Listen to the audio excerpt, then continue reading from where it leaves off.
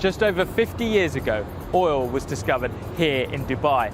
It helped build this modern metropolis, but the resource accounts for less than 1% of the state's GDP. The city is now a global business hub and luxury tourist destination that boasts the world's tallest building and a police force that drives supercars. So, how did Dubai get so rich?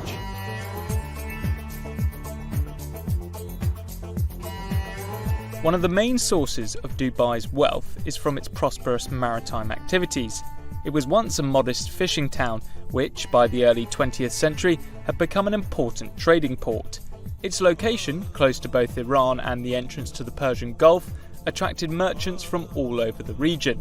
Today, Dubai's main cargo port, Jebel Ali, is the busiest port in the Middle East, and arguably the United Arab Emirates' most valuable commercial asset. A big reason for the shipping terminal's success is that it's located inside the Jebel Ali Free Zone, also known as Jafsa. Spread over 57 square kilometres, Jafsa is the world's largest economic free zone. It's one of more than 20 other industry-specific free zones dotted around Dubai, all set up by the government.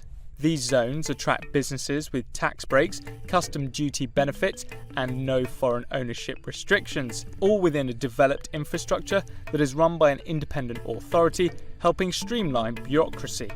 Within Jafsa are now several thousand companies, accounting for more than 20% of total foreign investment in the UAE. The zone employs close to 150,000 people, helping generate more than $80 billion worth of trade, which accounts for 21% of Dubai's GDP. Extensive development in the city has come at a cost, however. The UAE has the world's 6th largest migrant population, with foreigners making up more than 80% of the people living in the country. The majority of that workforce is made up of South Asians working on construction sites for low wages and long hours in poor conditions, often unable to return home because their passports are withheld. But in 2017, following global criticism, the UAE's Federal National Council passed a new bill that gives workers 30 days paid vacation every year, 1 day off a week, medical insurance, and a contract before starting work. But for Dubai's rulers and investors, this cheap workforce helped it become one of the world's fastest growing metropolitan areas. It's important to note that while Dubai is the largest and most populous state in the UAE, the richest state is Abu Dhabi, the country's capital city. It currently holds 9% of the world's proven oil reserves. Back in the 1930s, Abu Dhabi began to discover its rich oil reserves, while its neighbour Dubai had failed to find any. This occurred around the same time as the decline of the pearl industry, the Gulf's main source of income, creating friction between the two emirates. Tensions escalated into an armed conflict following a border dispute in 1947. British intervention did lessen hostilities, but it didn't stop Dubai falling into a deep depression, leaving many residents starving and having to flee to other parts of the Gulf. It was clear that something had to change. Enter Sheikh Rashid bin Saeed Al Maktoum. Soon after becoming the ruler of Dubai in 1958, he decided to go on a bit of an infrastructure spending spree. To do this, the Sheikh took out big loans, in addition to the money still coming in from the state's maritime trading activities. He spent the money establishing private companies, which then built electricity lines, telephone services, more ports, and Dubai's first airport. Much of the development in Dubai and across the Emirates has been facilitated by the British government.